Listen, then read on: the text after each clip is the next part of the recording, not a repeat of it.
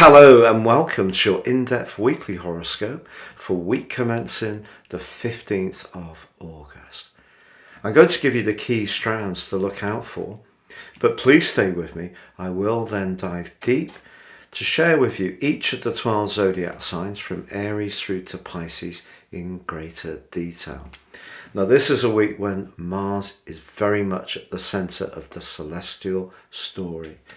And this is because he is going to be moving into a new home on Saturday.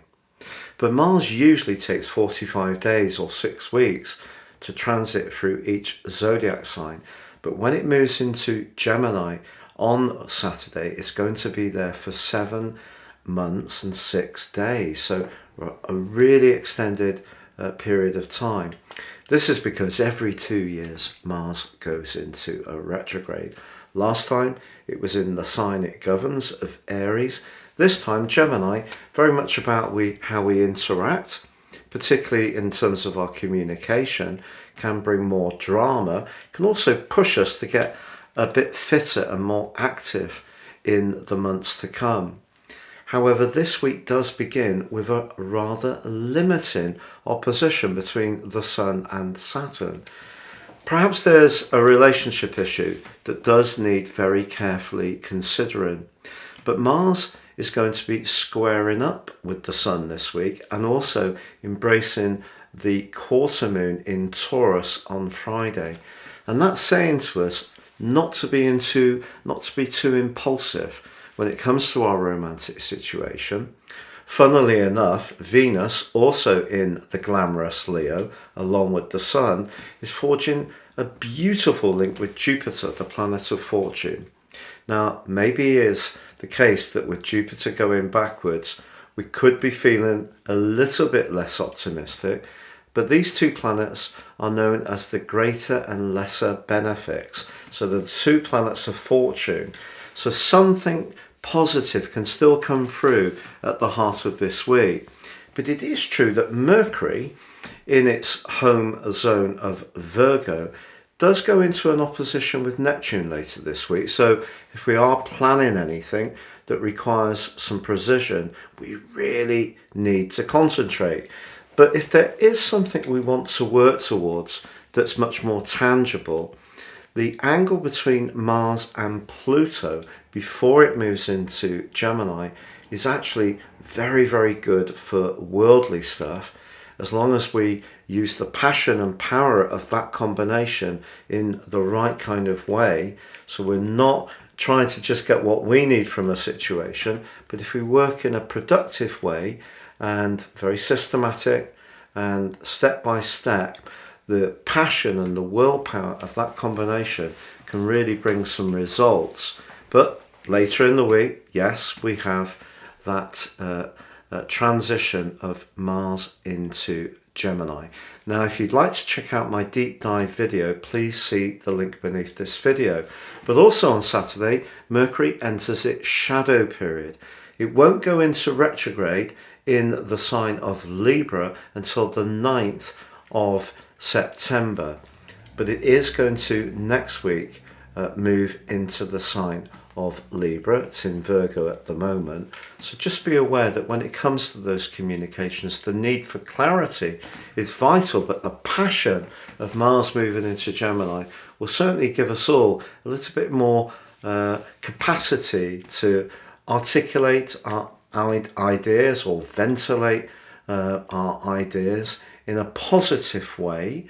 And please stay with me now for each of your 12 zodiac signs. If you would like to embrace more serious astrology, if you give me 3 pieces of personal birth data of time, date and place of birth, I can give you a roadmap that can guide you for the rest of your life.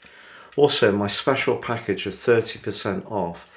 If you order now, I'll give you your year 2023 personal forecast plus the rest of this year 3. Please see the link beneath this video. And finally, I've raced through the 101,000 subs mark. I'd be so grateful if you've yet to subscribe if you did so now.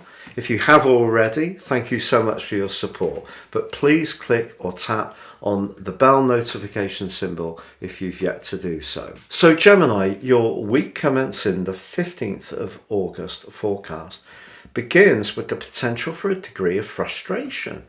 And this is because the Sun in your third house of everyday communications, your immediate environment, anything to do with technology, transport, is checked by the retreating Saturn in your sister sign of Aquarius. That's your ninth house. So if you're hoping to travel at the start of this week, there could be some obstacles or delays or frustrations. If you can just have some plan Bs ready-made before you head off, that will help you deal with these. But just be aware, if you are discussing anything, particularly around points of view, that you could encounter people who have very contrasting opinions to yours and won't necessarily hold back from expressing them, which could be a little bit tricky to be on the end of. Now, of course, Mars has, for the last 5 weeks, been moving through one of the most tender parts of its journey, the 12th house, and that may have been stirring up quite a lot of emotion. By the end of this week, of course, Mars moves into your sign, where he's going to be for 7 months and 6 days, and that gives you an amazing opportunity to really bounce forwards, to really give yourself a foundation for new energy and new determination to express your individuality. So it's really, really something to look forward to. But actually this week, Mars is in a tricky T-square with both Saturn initially and the Sun. So maybe is the more psychological energies that's been manifesting, it may need to have an outlet, it may need to have a voice, but you just need to be aware that you're not going to be triggered by something. So you end up actually really responding to something that in the usual scheme of things wouldn't be something that you would put so much energy into. And that point of triggering could be on Friday with the quarter moon, as Mars is joined by the moon. So we have a 12th third house energy there, which could be to do with gossip. Maybe someone's going to blurt something out to you in a much less guarded way, but it can be quite tender.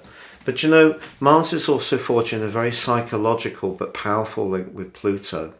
If there is somebody that you've got rather an admiration for, but you've been keeping that fondness of them a little bit to yourself, this can stir a yearning to really connect in a way which may actually really surprise you, particularly if you have in the past been someone who's been really quite happy to be a free spirit. That's very much part of the Gemini being, to interact and socialize with lots of different types of people. But there may be one person or perhaps one strand or plan that you've been working on or thinking about quietly behind the scenes that takes on a very evocative desire for you. Now also, as this week draws to a close, Mercury, your ruler, goes into shadow, which is almost like a pre-retrograde, a kind of mini-me of a retrograde. But it does so in the part of your situation to do with your home, family and emotion. There could be a bit of a confusing conversation at the end of this week.